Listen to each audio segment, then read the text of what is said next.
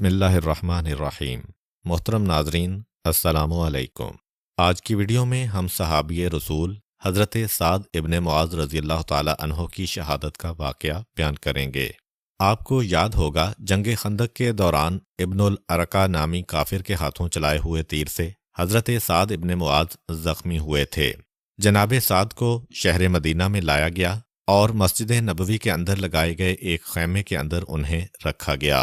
साद इब्न मुआज़ का ज़ख्म बढ़ता गया, यहाँ तक कि आखिर ये तय पाया कि जब तक कि ये रग जिसमें तीर लगा है और खून जारी है, इसका मुंह बंद ना किया गया तो साद की जान बचने के कोई इम्कान नहीं है। उस ज़माने की जो नर्स थीं जनाब रुफैदा रज़ियल्लाहु ताला अन्हा, उन्होंने ये इलाज तजवीज़ किया और उस वक्त खून रोकने का तरीका यही था कि लोहे की सलाख को गर्म करो और उससे इस रग को दागो जिसका मुंह बंद करना है। पैगंबर इस्लाम ने कहा कि साद के ज़ख्म को मैं खुद दागूंगा। खुद पैगंबर ने ज़ख्म के मुंह को दागा। इलाज के बाद ज़ख्म वक्ती तौर पर ठीक हो गया और जनाब साद अब बज़ाहिर खैरियत के साथ हैं, लेकिन ज़ख्म में तकलीफ भी है और ज़ख्म थोड़ा फूलता जा रहा है।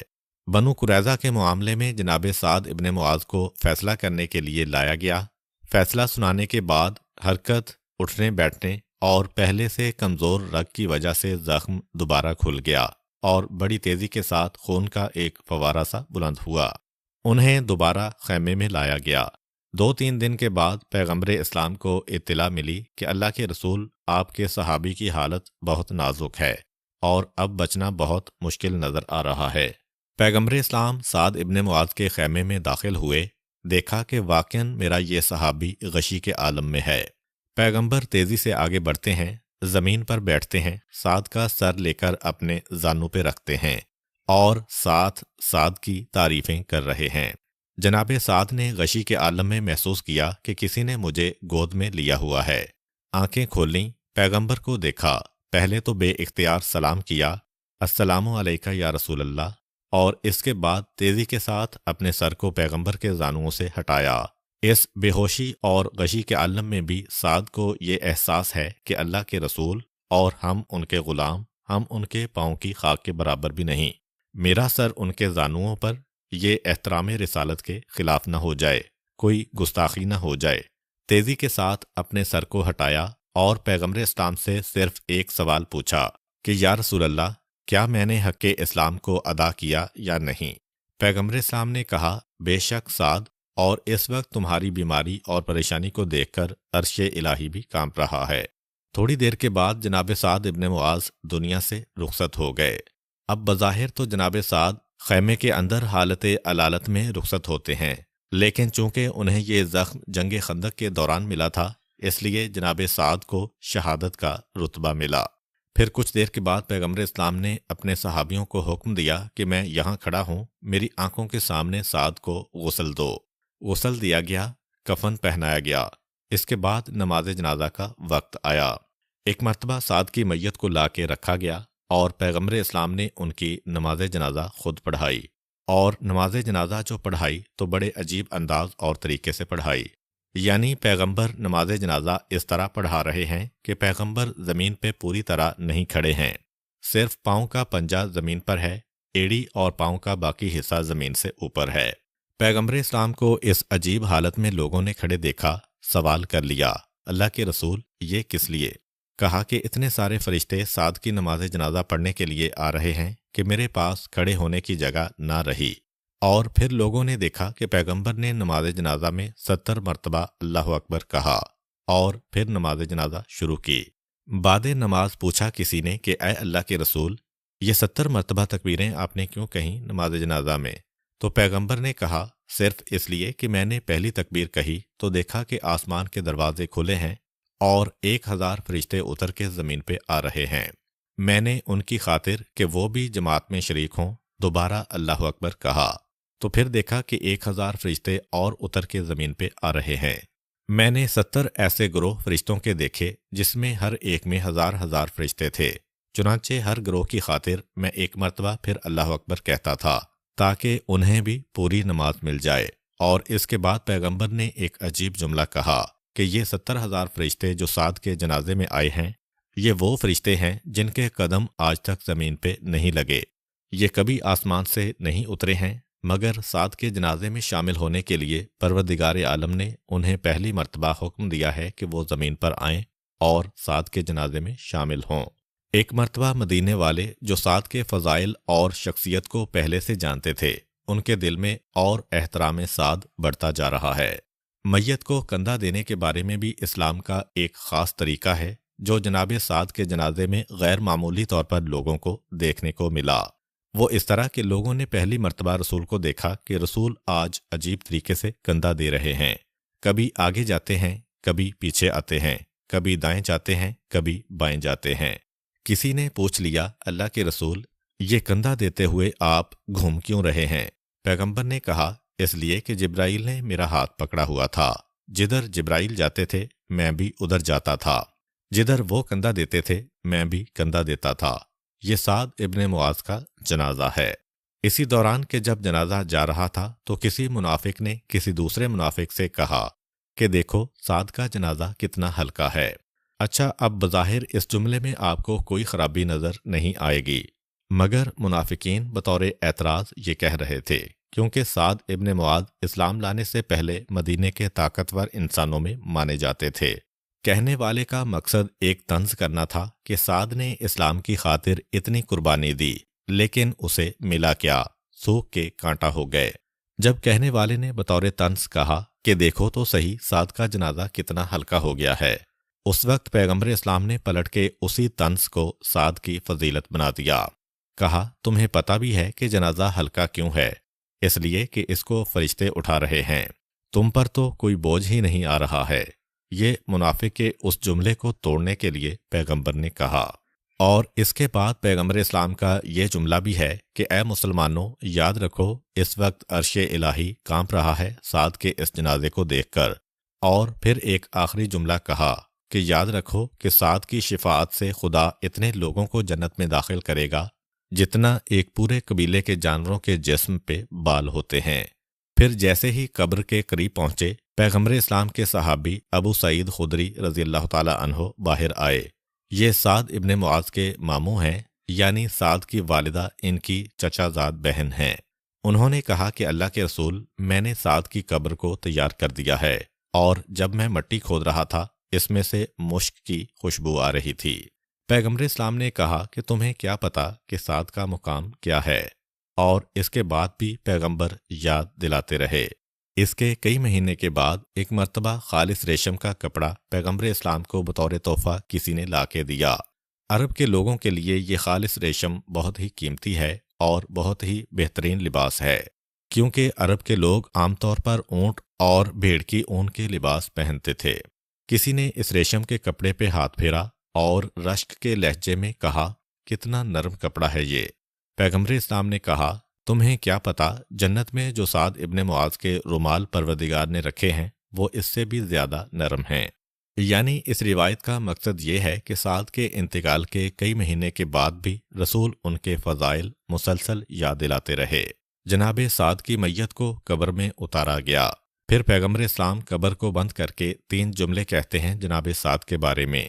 کہا، خدا رحمت نازل کرے اس مرد مومن پر جس نے اللہ کی خوشی کو ہر چیز پہ مقدم رکھا، یہاں تک کہ اپنی اولاد اور اپنے دامادوں کو ناراض کر لیا مگر خدا کو ناراض نہیں کیا۔ شاید ایسے واقعات پیش آئے ہوں گے کہ بیٹوں اور دامادوں کے تقاضے کچھ اور ہوں گے۔ ہو سکتا ہے وہی بنو قریظہ کا واقعہ ہو جب ان کے قبیلے نے کہا کہ اے ہمارے سردار، ہماری ناک نہ کٹنے پائے، آپ ان یہودیوں کو فیور دیجئے۔ تو حضرت سعد ابن معاذ رضی اللہ تعالی عنہ نے کہا تھا کہ اب وقت آخر ہے، اللہ کی بارگاہ میں کسی کی پرواہ نہیں کروں گا۔ پھر اگلا جملہ، اور اللہ کی رحمت ہو اس پر جس نے امر بالمعروف اور نہی عن المنکر مسلسل کیا۔ یہ جناب سعد کی اہم ترین خصوصیت بیان ہو رہی ہے۔ اس کا مطلب یہ ہے کہ اسلام میں امر بالمعروف اور نہی عن المنکر کی اہمیت کتنی زیادہ ہے کہ پیغمبر نہ سعد کی نمازوں کا ذکر کر رہے ہیں، نہ روزوں کا ذکر کر رہے ہیں، نہ جہاد کا ذکر کر رہے ہیں، نہ دیگر عبادتوں کا ذکر کر رہے ہیں، جبکہ ہر عبادت میں جناب سعد آگے آگے تھے۔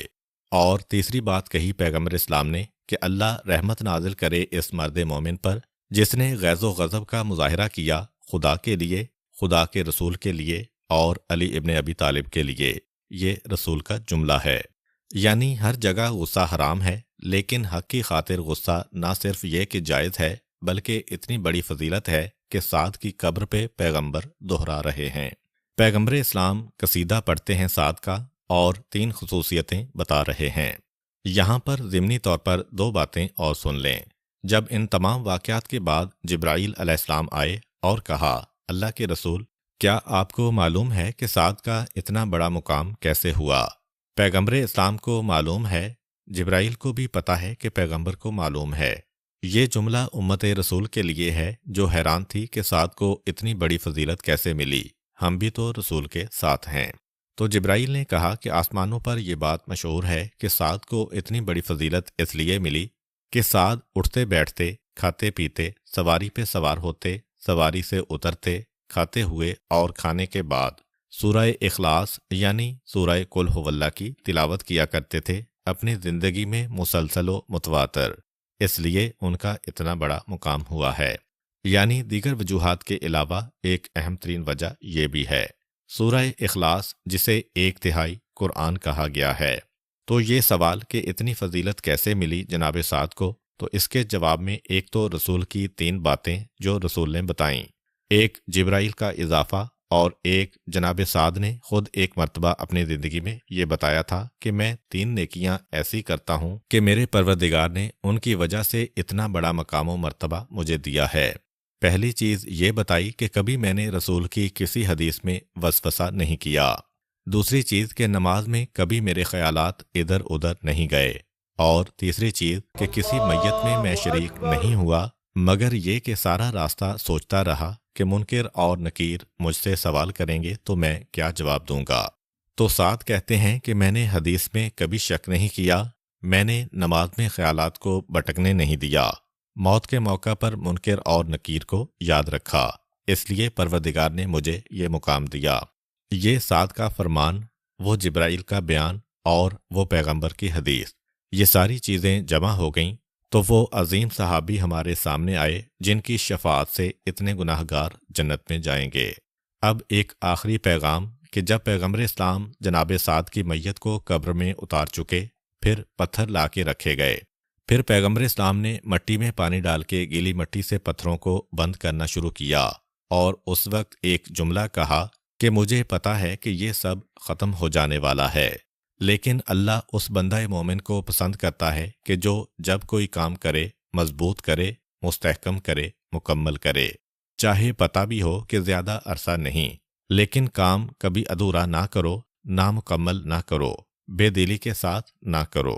جیسے ہی پیغمبر اسلام نے قبر کو بند کیا اور اس کے بعد اس کے اوپر مٹی ڈالی، سب سے پہلے جناب سعد کی ماں آئیں اور کہا کہ اے سعد، تجھے جنت مبارک ہو۔ پیغمبر اسلام نے روک دیا، کہا کہ اے مادر سعد، ٹھہر جا، یقین کے ساتھ فیصلہ نہ کرو، پروردگار کے بارے میں اتنی جلدی کوئی حکم نہ لاؤ۔ پیغمبر اسلام کی یہ بات عقیدہ توحید اور عدل الہی کی تعلیم کے لیے تھی، کسی شخصی انکار یا فضیلت کی نفی نہیں۔ جناب سعد کی والدہ نے کہا، اللہ کے رسول، آپ نے میرے بیٹے کی اتنی فضیلتیں بتائی ہیں، یقیناً وہ جنت میں ہوگا۔ پیغمبر اسلام نے کہا، تجھے کیا پتا کہ سعد اس وقت فشار قبر میں مبتلا ہے۔ اللہ کے رسول نے یہ جملہ ایک تو ابھی کہا اور اسی حوالے سے ایک جملہ بعد میں بھی کبھی کہا، کیونکہ پیغمبر اسلام کے پاس بھی کچھ ایسے لوگ تھے جنہیں بڑا شوق تھا پیغمبر سے فتویٰ لینے کا کہ کسی طرح پیغمبر اسلام عذاب قبر کو ختم کر دیں۔ کچھ لوگوں کو بڑی بے چینی ہوتی ہے نا کہ کسی طرح ثابت ہو جائے کہ قبر میں کوئی عذاب نہیں ہے، نہ فشار ہے، نہ عذاب ہے، کچھ بھی نہیں ہے۔ کچھ لوگ تو اس سے بھی آگے بڑھتے ہیں، جنت کے انعام اور جہنم کے عذاب کو بھی پیچھے چھوڑ دیتے ہیں۔ وہ کہتے ہیں صرف خواب و خیال کی بات ہے۔ یہ اور بات ہے کہ جس کا یہ عقیدہ ہو کہ جنت اور جہنم کا وجود نہیں ہے، وہ کافر ہے۔ جس کا عقیدہ یہ ہو کہ عذاب قبر جسمانی نہیں ہے، وہ کافر تو نہیں ہے، مسلمان ہے، مگر گناہ گار ہے۔ تو کچھ لوگ تو وہاں تک پہنچ جاتے ہیں، لیکن عذاب قبر سے بچنے کی ہر ایک کو جلدی ہوتی ہے۔ पैगंबर इस्लाम से भी एक मर्तबा किसी ने कई तरीकों से पूछा, अल्लाह के रसूल, हमें ये फिशार आएगा क्यों? अल्लाह को फ़ायदा क्या होगा? इसकी ज़रूरत क्या है अल्लाह को? पैगंबर इस्लाम ने कहा कि बस एक बात याद रखो, अगर फिशार कब्र कोई मुआफ़ करने वाली चीज़ होती तो सबसे पहले साद इब्ने मुआज़ का फिशार मुआफ़ होता। जब उन जैसा सहाबी फिशार से ना बच सका तो फिर कोई नहीं बच सकता है। पूछा गया, अल्लाह के रसूल, आखिर इतने अजीम सहाबी को ये फिशार क्यों मिला? पैगंबर इस्लाम ने जवाब दिया, फ़कत इसलिए कि वो अपने अहले खाना के साथ मिजाज में कुछ सख्ती रखते थे। फिर पैगंबर वापस मदीने में आए और दिल खोल के जनाब साद का गम किया गया और उन्हें याद किया गया। जनाब साद के इस वाक़े में मर्दों के लिए एक पैगाम है। ये अक्सर मर्दों की एक बहुत बड़ी खराबी है जिसकी तरफ पैगंबर इस्लाम ने इशारा किया। आमतौर पर हमें अपने इर्द गिर्द 3 किस्म के मर्द हजरात नज़र आते हैं। एक वो हैं कि जो हर जगह बद इखलाक होते हैं। बीवी हो, चाहे माँ हो, चाहे बाप हो, चाहे दोस्त हो, चाहे रिश्तेदार हो, चाहे पड़ोसी हो, चाहे पार्टनर हो, सबके साथ बद इखलाक होंगे। एक वो हैं जो हर जगह खुश इखलाक होते हैं, और एक वो हैं जो घर के बाहर बड़े खुश इखलाक होते हैं, घर के अंदर आकर घर के बाहर की सारी थकन, सारे गुस्से, सारी नाकामियां निकालते हैं। ये तीसरा ग्रोह है लोगों का। और बाद लोगों के जहन में खुदा मालूम ये गलत फहमी क्यों है कि मर्द वही है जो अपनी बीवी से सख्ती से बात करे। तो ये एक इंतहाई अहम हुक्म है इस्लाम का कि अपने घर वालों का भी तुम्हें ख्याल करना है। और पैगंबर इस्लाम की हदीस भी है कि किसी ने पूछा, अल्लाह के रसूल, आपकी निगाह में सबसे अच्छा मोमिन कौन है? नमाजी, रोज़ेदार, हाजी कौन है? तो पैगंबर ने अजीब पहचान बताई। कहा, सबसे अच्छा मोमिन वो है जो अपने घर वालों के लिए सबसे अच्छा है। जो बीवी और बच्चों के मामले में खुश इखलाक है वो सबसे बेहतर है। ये एक इस्लाम का इंतहाई अहम हुक्म है। अलबत्ता ये मतलब भी नहीं है खुश इखलाकी का कि बीवी बेपर्दा घूमे तो नज़रअंदाज, बीवी गुनाह करे तो नज़रअंदाज। लेकिन बहरहाल बीवी के साथ इंसान के ताल्लुकात आका और कनीज़ के ताल्लुकात ना हों, बल्कि बराबरी के ताल्लुकात हों, एहसास के ताल्लुकात हों। हम किसी दुकान पर जाएं और वो हमें पानी पिला दे तो हम उसका भी शुक्रिया अदा करते हैं। और बीवी खिदमत करते करते अपनी हड्डियों को सुरमा बना दे, फिर भी हम कभी ये नहीं सोचते कि उसका भी शुक्रिया अदा करना चाहिए। हमारी दुकान का नौकर है या हम कहीं पे मुलाजिम हैं, सबके वक्त मुकर्रर हैं और जैसे ही वक्त पूरा हो हम बाहर निकल जाते हैं। मगर बीवी के बारे में सोचें कि ना वो कभी आराम कर सकती है और ना वो कभी नागा कर सकती है। एक मुसलमान होने के नाते ये सारे तसव्वुरात हमें जहन से निकालना है। अल्लाह ताला हमें हकीकी मानों में इस्लाम की तालीमात पर अमल पैरा होने की तौफीक अता फरमाए, आमीन। मोहतरम नाजरीन, आज के लिए इतना ही। इंशाअल्लाह अगली वीडियो में एक नए मौजू के साथ हाजिर होंगे। तब तक के लिए इजाज़त दीजिए। अल्लाह हाफिज़।